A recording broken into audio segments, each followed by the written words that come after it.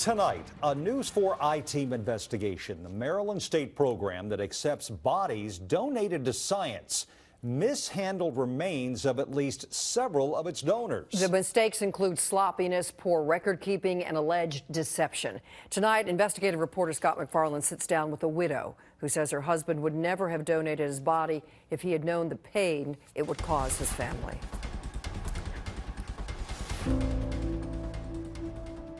For more than a year, Carmen Kagans visited her husband's grave several times a week. I miss you so much. For comfort. The kids are getting so big. To feel close to him. You always want to be my husband. Until she received a phone call from Maryland State Anatomy Board. The ashes she buried here were not her husband's. And I say, what? What are you talking about? They told you the ashes they gave you were not in fact your husband? That's exactly what he said. Brian Kagans died in 2015 from ALS, and like more than 900 people a year, donated his body to science, to the Maryland State Anatomy Board. Those bodies are loaned to medical students and scientists for research. In many cases, the state agrees to deliver those remains back to the families. When Brian decided to do this, to donate his body to science in Maryland, did you all expect you'd get his remains in an organized fashion? Exactly. Other than that, he would never put me through this. The I-Team found Carmen wasn't the only one affected by the board's errors after requesting a series of internal memos from the Maryland Department of Health, which oversees the State Anatomy Board. We found one issued in July from the new director of the board, alerting state officials to a serious inventory control problem and potential fraud, including a case that closely matches Carmen's. The memo says a former Anatomy Board employee produced a body for cremation and gave those ashes to the donor's family. But the donor's actual remains didn't arrive at the state board until a later date. Carmen received a phone call just days after that memo was written. I said, so who is the ashes or remain that I buried?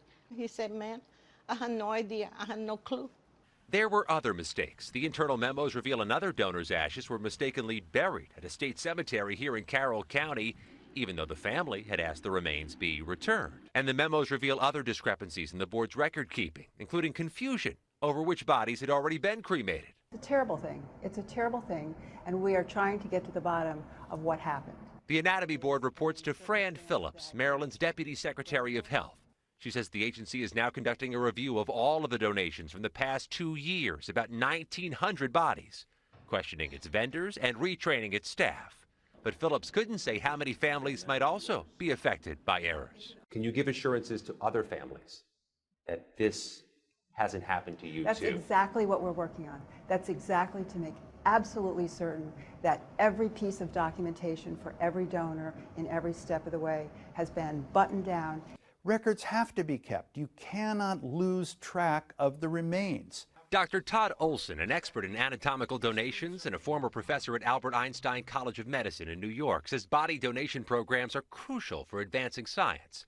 But there are few, if any, federal regulations governing them. Each state polices itself. Errors occur in programs, and I think you have to understand what the error was. The individual that was involved in the first instance is no longer with the Anatomy Board. You can't say if that employee was fired? I can't say that, no.